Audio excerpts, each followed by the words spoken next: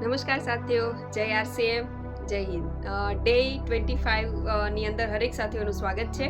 આજે સ્પેશિયલી હું મહિલાઓ પર વાત કરવા માટે જઈ રહી છું. જેમ કે હરેક મહિલાને ગામડામાં રહેતી હોય, શહેરમાં રહેતી હોય યા ફિર કોઈ બી સ્થાન પર રહેતી હોય, પણ હરેક મહિલાના માઇન્ડની અંદર હોય છે કે મને પણ સન્માન મળે, હું પણ આત્મનિર્ભર બનું, મને પણ કોઈ મારા નામથી ઓળખે.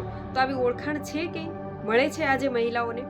તો આજે એક એવું પ્લેટફોર્મ છે જે છે આરસીએમ કિસોલથી હરેક મહિલાઓને માન સન્માન એ ખુદ આત્મનિર્ભર બની શકે છે. તો આવી ઘણી બધી એ મહિલાઓએ આજે સ્પેશિયલી કિસોલની સાથે જોડાઈ ઉડાન કરીને 12 દિવસની ટ્રેનિંગ પૂરી કરીને પોતાના જે ટાર્ગેટ હોય છે ટાર્ગેટ પૂરા કરીને આજે પિંક બ્લેઝર એચીવર કે પિંક બ્લેઝર જેણે હાસિલ કરી લીધું હોય છે એ હરેક મહિલાઓને સન્માન આપવામાં આવે છે, સ્ટેજ પર જવાનો મોકો મળે છે.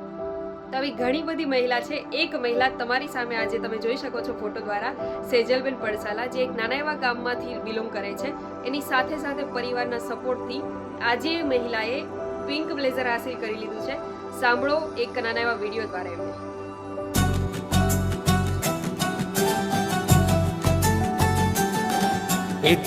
નમસ્કાર સાથીઓ, જય આરસીએમ. આજે એક સ્ત્રીને સન્માન નથી મળતું અને એને આગળ વધવા માટેનું કંઈ પ્લેટફોર્મ નથી, અને મને આજે પ્લેટફોર્મ એક આરસીએમમાંથી કિશોર તરીકે મળ્યું છે. અને મેં 12 દિવસની ટ્રેનિંગ લઈ ઉડાન પૂરું કરી મેં મારું પિંક બ્લેઝર હાંસલ કર્યું છે.